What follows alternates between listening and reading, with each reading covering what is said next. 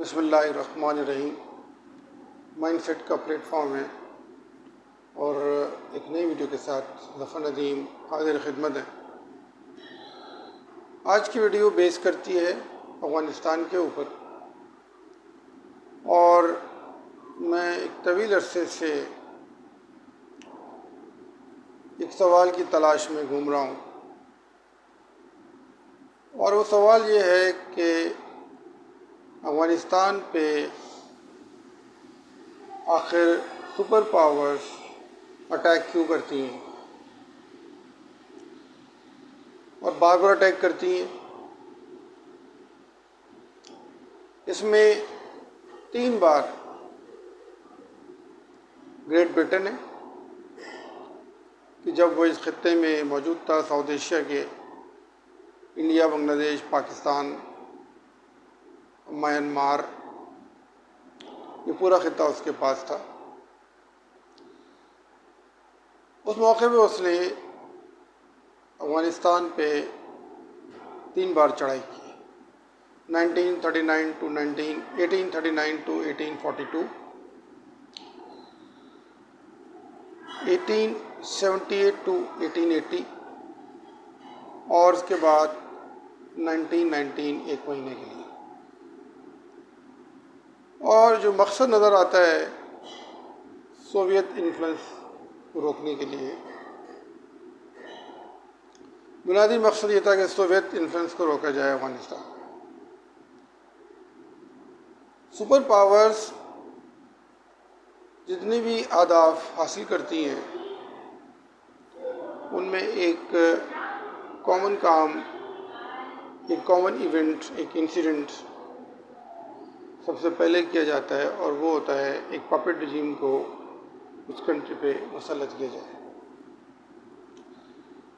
تو تاج برطانیہ نے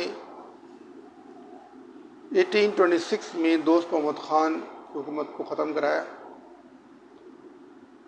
اور شاہ شجاع کو ایگزائل سے لے کر آیا، اس کو وہاں مسلط کر دیا۔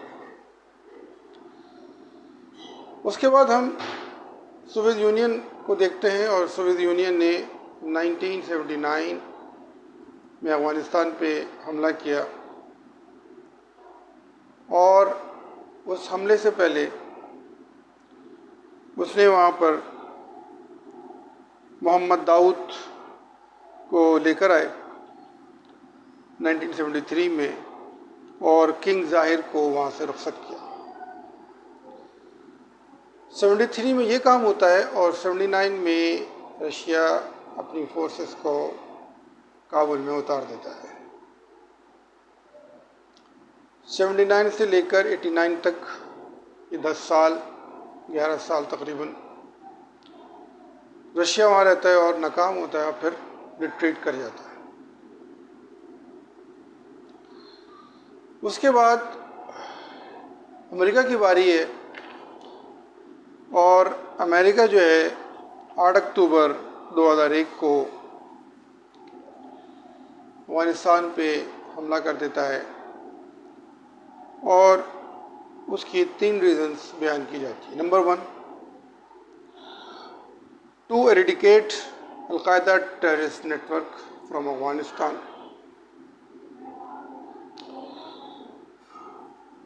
Capture Osama bin Laden or kill Osama bin Laden, change Taliban regime, جو کہ اس وقت ملا عمر کی حکومت تھی افغانستان میں۔ سوویت کے جانے کے بعد افغانستان میں جو حکومت بنی وہ ملا عمر کی حکومت تھی، اور سپٹمبر 11 جس میں امریکہ کے اوپر اٹیک ہوتا ہے، 9/11 جسے ہم کہتے ہیں، اس تباہی کی صورت میں امریکہ اپنا لشکر سمیت افغانستان پہ چڑھائی کر دیتا ہے۔ لیکن اگین اس سے پہلے وہ رجیم چینج کرتا ہے، اور اس دفعہ اشرف غنی کی صورت میں انہیں ایک پاپٹ گورنمنٹ ملتی ہے، اور اشرف غنی کو وہاں پہ لا کے مسلط کر دیا جاتا ہے۔ ہمارے لیے ان 2 پچھلی جنگوں میں کہ جب سوویت نے اٹیک کیا افغانستان پہ اور جب امریکہ نے اٹیک کیا 2001 میں، تو نہ صرف کہ پپٹ رجیم افغانستان میں چینج ہوئی بلکہ پاکستان میں بھی منتخب حکومت کا تختہ الٹا گیا اور ملٹری نے ٹیک اوور کر لیا۔ رشیا کے ٹائم پر بھٹو کو پھانسی دی جنرل ضیاء الحق نے، اور اقتدار پہ قابض ہو گئے، اور وہ جنگ امریکہ کی جنگ انہوں نے لڑی کابل میں۔ جب امریکہ نے حملہ کیا تو ایسے موقع پر بھی ہم نے دیکھا کہ نواز شریف گورنمنٹ کو رخصت کیا جنرل محمد پرویز مشرف نے، اور امریکہ کے اعلی کار کے طور پہ ہم نے امریکہ کی مدد کی، اور جس کی صورت میں پاکستان کو کافی جانی، مالی، فوجی نقصان اٹھانا پڑا۔ امریکہ نے جو اٹیک کیا اور جو ہدف اس نے منتخب کیے تھے، اس میں 2011 میں اسامہ بن لادن کو کل کیا ایبٹ آباد میں، ایک ہدف تو یہ حاصل کیا۔ دوسرا، اس نے طالبان کی جو رجیم تھی ملا محمد عمر کی سربراہی میں، اس کو بھی چینج کیا۔ لیکن 2011 کے بعد اس نے یہ طے کیا کہ میں نیشن بلڈنگ بھی کروں گا۔ نیشن بلڈنگ کے لیے اس نے تقریباً 1,80,000 افغان سولجرز کو ٹریننگ دی، 1.5 لاکھ پولیس پرسنل کو ٹرین کیا، انتہائی ایکسپینسو اور deadly hard where technology provide کی افغان آرمی کو، جس میں نیٹو نے بھی اپنا حصہ ڈالا۔ تقریباً $88 بلین کا ہارڈ ویئر اور ٹیکنالوجی پرووائڈ کی، اور ٹوٹل جو انویسٹمنٹ کی امریکہ نے وہ $2.26 ٹریلین کے قریب ہے۔ امریکہ جب 2020 سالہ جنگ کے بعد وہاں سے نکلا تو اس کے 2,442 ٹروپس مار دیے گئے تھے، 20,666 ور وونڈڈ، زخمی ہو گئے، اور تقریباً 1,144 ٹروپس یا پرسنل کلڈ ہو گئے نیٹو کے۔ تو یہ جو امریکہ کی وار ہے افغانستان پہ، یہ امریکہ نے علیحدہ نہیں لڑی، بلکہ اس میں نیٹو شامل ہوا، اس میں چوتھی بار برطانیہ شامل ہوا، آسٹریلیا شامل ہوا، ایون کہ ٹرکی کے ٹروپس بھی افغانستان کے سوائل پر آئے۔ دیکھا جائے یہ جنگ 2011 میں شروع ہوئی، اور 20 سالہ اس جنگ میں امریکہ کو کوئی خاطر خواہ کامیابی حاصل نہیں ہو سکی، اور جہاں سے جنگ شروع ہوئی تھی دوبارہ وہیں پر آ کے کھڑی ہو گئی، یعنی طالبان کی حکومت ختم کی گئی اور طالبان دوبارہ سے ٹیک اوور کر لیتے ہیں کابل کو۔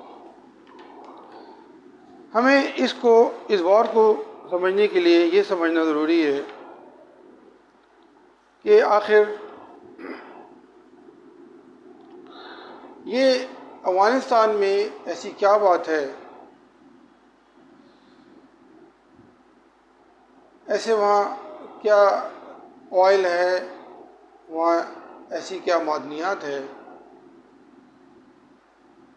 یا اس کے ایسے کیا وسائل ہیں کہ جس کے پیچھے کی سپر پاورز آتی ہیں۔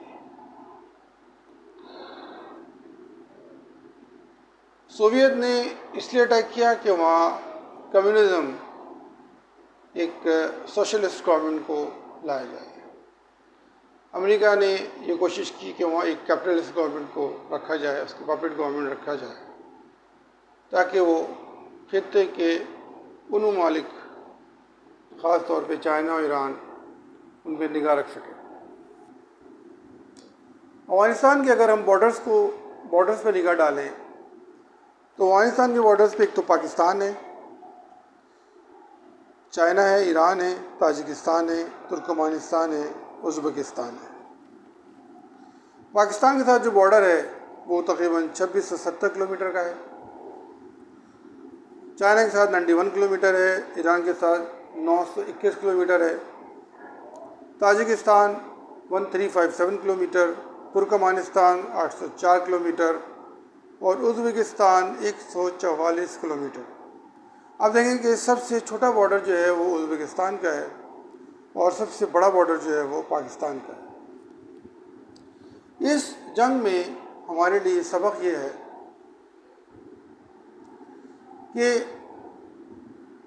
ہم نے امریکہ کا ساتھ دے کر، اس کو لاجسٹک سپورٹ دے کر،